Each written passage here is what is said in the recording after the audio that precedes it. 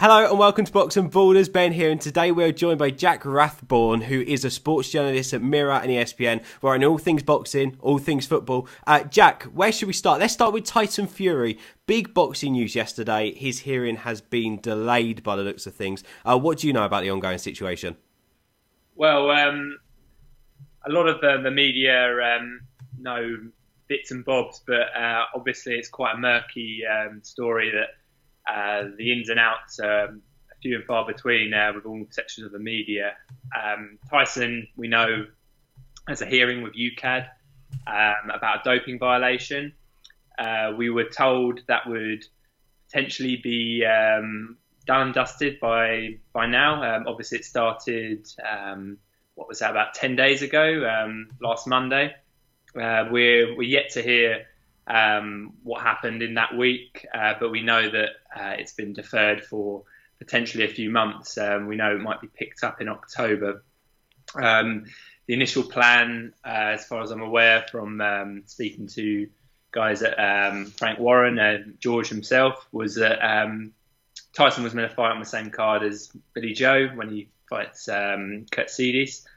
Obviously that hasn't materialised, and while he is training quite regularly now, we see on his social media platforms, it's going to be a little while before he's able to begin a camp and step up that comeback against whatever competition he might like to dust the rust off in the ring. So, it looks like we'll have a pretty long summer without knowing too much and having any updates. And I guess for the time being, it's just going to be Tyson Fury training on social media, and that's pretty much as we're going to know for the time being. So what we know is he was tested positive for a banned substance, February 2015.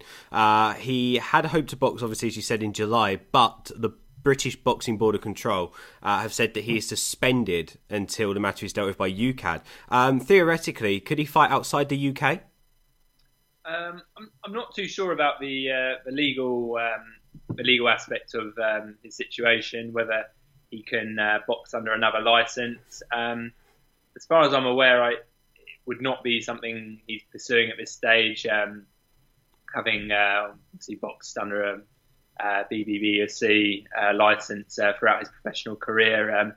I think he maintains his innocence. I think that's important to put out there.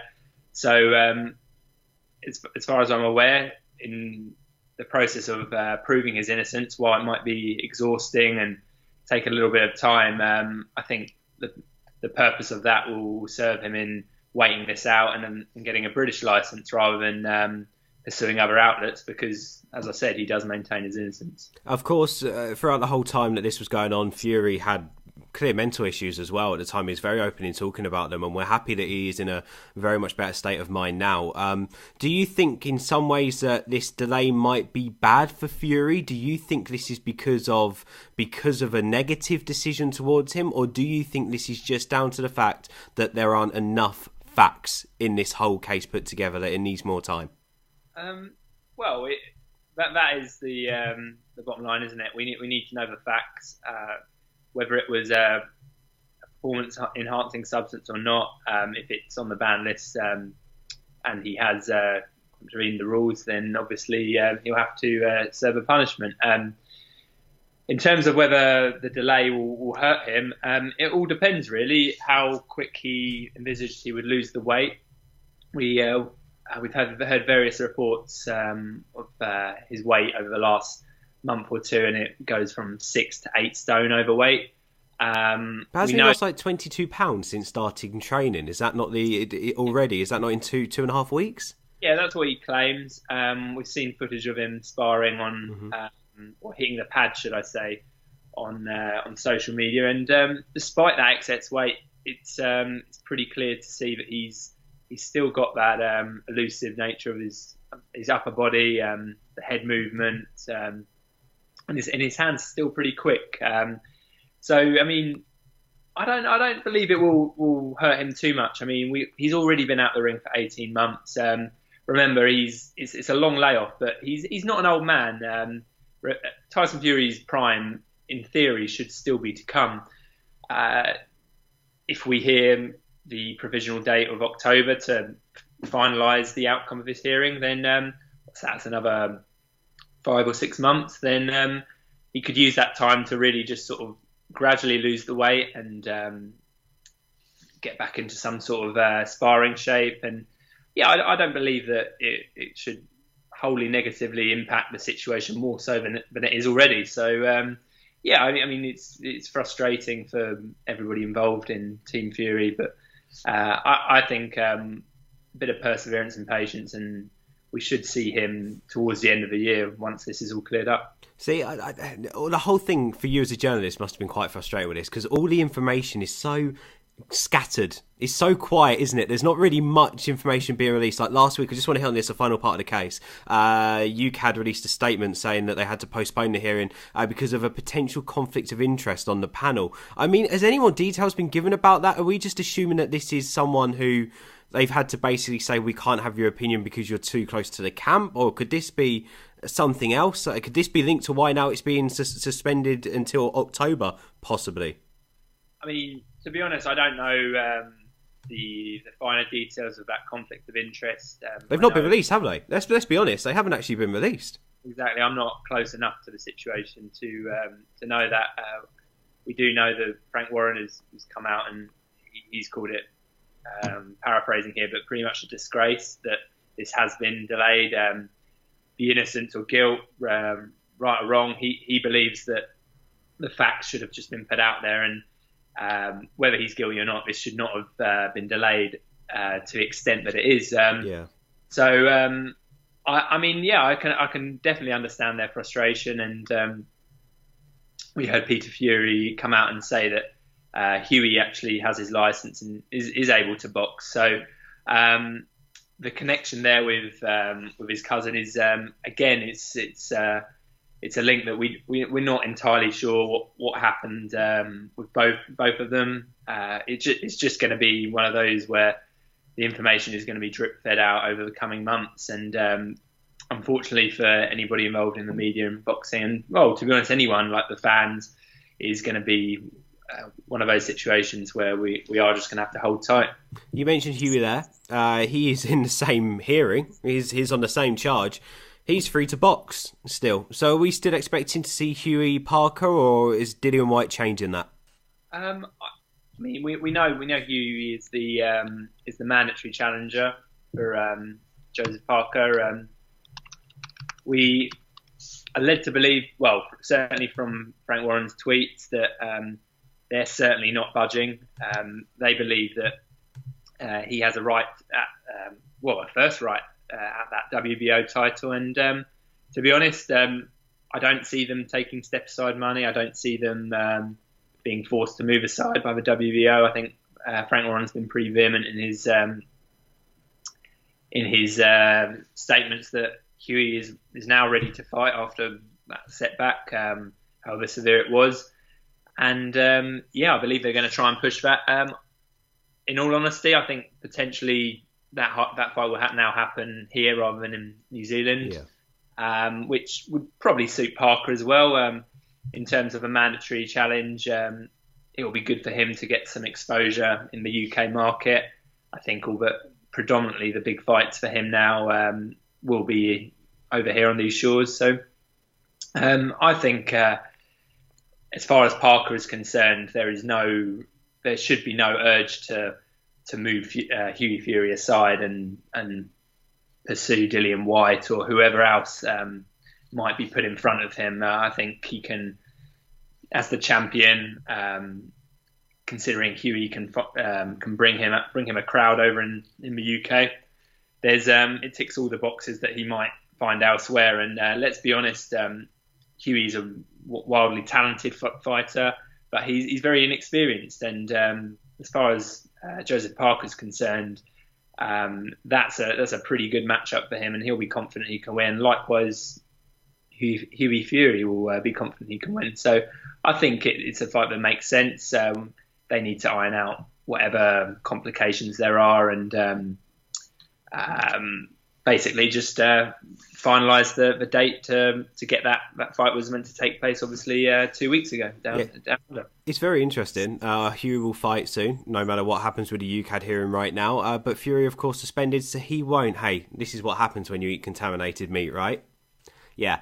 Fury, when do you think we will see him then? You say that you expect to hear him possibly... Well, the reports are vague. Reading yours, October is sort of the earliest we're looking at, but this could roll on to next year. What sort of you expecting? Surely because of the media behind this has to be sorted as soon as possible now. Yeah, I think so. I don't know how quickly his management representation can move this forward. Whether they're... I mean, the complications are down to the fact that it's not just the British Board of Boxing Control and the Furies involved in this. Obviously, we've got UKAD. So the fact that there's got to be three parties really sort of fed the information and organise a convenient time for all concerned is going to be complicated. As we say, it's going to rumble on presumably for at least another month or 6 weeks. Whether that October provisional date that was set in the latest reports, whether that pans out, I'm not sure.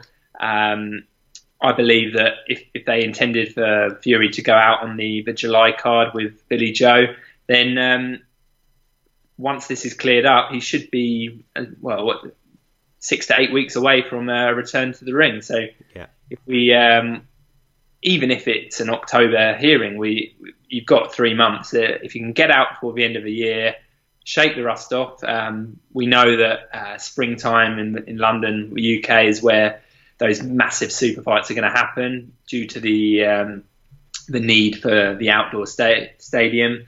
Wembley, you'd imagine, will be ready to stage an event of the magnitude of Joshua Klitschko again this time next year. So I think just one outing before the end of the year, and I think Fury, considering how easy he believes he beats Joshua, would happily jump right back in with AJ after a tune-up or whatever you want to call it. So we just have to wait and see what happens. It's going to be very, very interesting indeed. Right, let's move on, Jack. Let's move on to a press conference we've just seen. The mandatory Liam Walsh is going up against the IBF super featherweight champion Gervonta Davis. Of course, 17-0 Davis, Walsh 21-0. Liam Walsh really has been waiting for what seems like forever to get this world title shot. He, of course, won the Commonwealth back in 2010.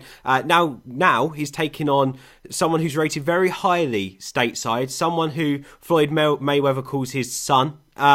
Very interesting promotional couple of weeks with Floyd Mayweather involved. What have you made of the whole build-up to this fight, and will it live up to the hype?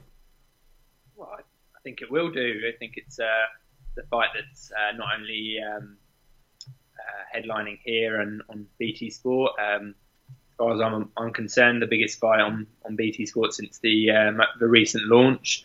It's going to be on Showtime over in the States. Gervonta Davis, obviously heavily associated with Floyd Mayweather, is going to be attracting a lot of attention. Don't sleep on Liam Walsh, though. I think they don't get it wrong often, but the bookies have Walsh as a pretty long outsider. But I think they've got this wrong, and I think although Davis is rightly the favourite as the champion, devastating power in both fists, can square up his stance from that southpaw stance, and just drop hooks and combinations, and he's got a devastating arsenal of punches. But I think Walsh has got the movement. He's light-footed.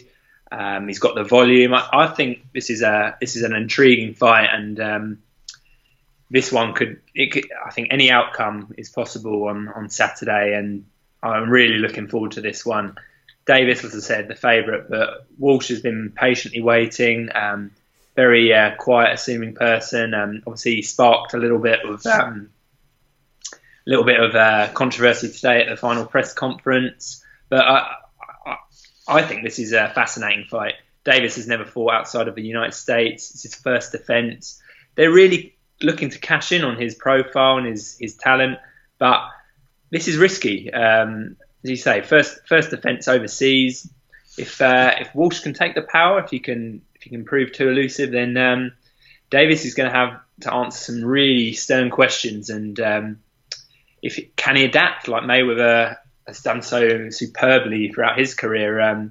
We're not sure. He's got a lot of great things about him, but can he adapt mid-fight when his own plan A is not going as he expects? We'll have to wait and see. But yeah, really, really good fight on Saturday. It's interesting what you say now about Davis and whether he can adapt. Walsh is adamant he's got a better boxing IQ than Gervonta Davis. And what I find quite interesting about this, Gervonta Davis 22, Walsh 31. Walsh has had 21 fights. Davis has had 17 already. There's only 4 fights difference. So if you're talking about rounds and time in the ring, it's not massively different between the two of them. But age, there's 9 years there. So would you agree that Walsh does have the better boxing IQ, and that's what could really win this fight in the end for him? It's really hard to say because you look at Gervonta Davis's resume, and Pedraza is the real standout. It was a massive jump up, and to be honest, he absolutely took it in his stride. We know that Davis's first plan of action is to just blow you away. He has dynamite in his fists, and if he has his own way with Walsh, then it could be a short night. But like you say, the boxing IQ of Walsh to plot his way around the ring is very fleet-footed. I think he's more aware of the need for alternative ways to win this fight. Whether he can implement them remains to be seen. But certainly, I think Walsh is prepared to adapt quicker than Davis might be. Davis certainly is going to look to unload those really powerful shots. He really puts the straight behind the jab really very quickly with that 1-2, and the hook that so brilliantly dispatched Pedraza is what he's going to be trying to implement again. I'm sure. Why change now? Liam Walsh, I'm sure, does not hold more fear to him than Pedraza did. So I would pretty much agree that Walsh is more aware of the need to change, and certainly he's a more cute boxer. I think that's fair to say, but Davis's stock is really high now, and it's going to be tough to pick against him. I'm just loving that finally we've got a fight that isn't a heavyweight fight, and it's getting the attention it deserves. It's quite nice. Of course, this is at featherweight. The IBF super featherweight crown is up for grabs. What would you say are the pros to, you've spoken a bit about them, but to Davis as a fighter and also Walsh as a fighter? What can we expect? Do you think it's going to be an early knockout for either? Do you think one is going to end up outboxing the other, so winning on points? Or are we looking at around 6 rounds, a 6-round fight where one of them is going to end up knocking the other out? I mean, where do you want to start, with Davis or Walsh? Go with Davis. Okay, well, yeah, we know what Davis is all about.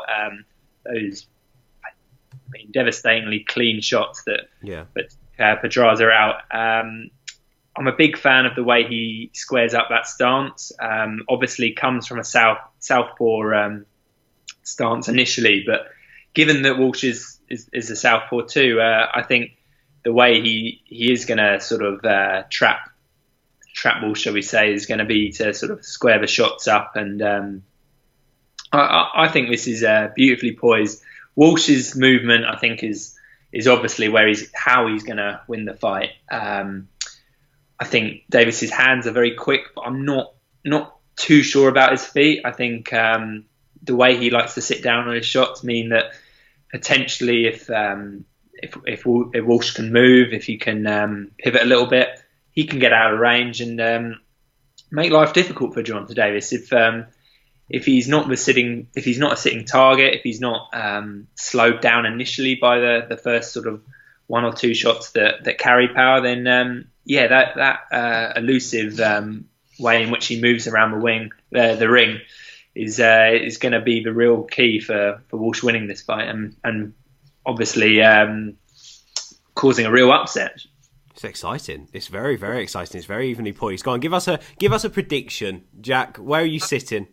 I'm really high on Davis. I mean, I've got a massive respect for Liam Walsh, and I think he has the potential to win this fight. But even though I'm certainly open to the possibility of the upset, and certainly from a betting perspective, I think what is it? Is it 4 or 5 to 1 for about around 4 to 1 for Walsh? I think that's far too long. I think that's real good value, but in terms of picking a pure outcome, I think it's really tough to move away from Davis by stoppage. In terms of when, I think he'll survive a little longer than Pedraza did. I can see this going 9 or 10, and then perhaps the heavy shots take their toll. But I think if he can't earn his respect with the power,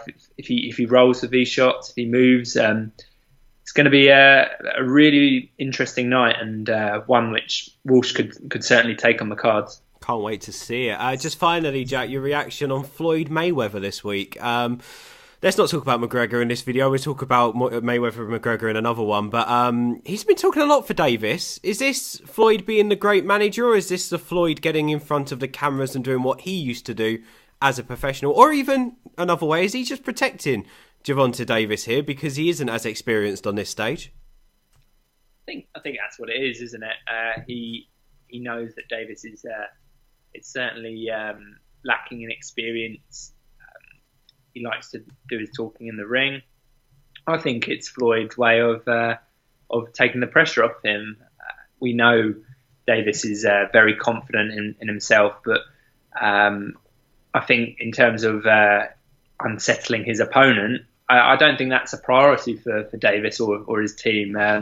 And whether Floyd sees the need to, I think he knows he's capable of unsettling or potentially unsettling the Walsh camp. And I mean, in terms of selling the fight, you can it's basically 2 birds, 1 stone, isn't it? You can look to unsettle the Walsh camp, provide more attention, more headlines for the fight, and get more people tuned in. This is obviously a risk to come abroad, but it's one which they've taken, safe in the knowledge that London and the UK press can put more eyes on Gervonta Davis than perhaps he has at this stage of his career already. So I think it's just bravado from Floyd and looking to really sell the fight and get this really exciting talent on to the eyes of the wider public, shall we say, boxing aficionados, boxing journalists.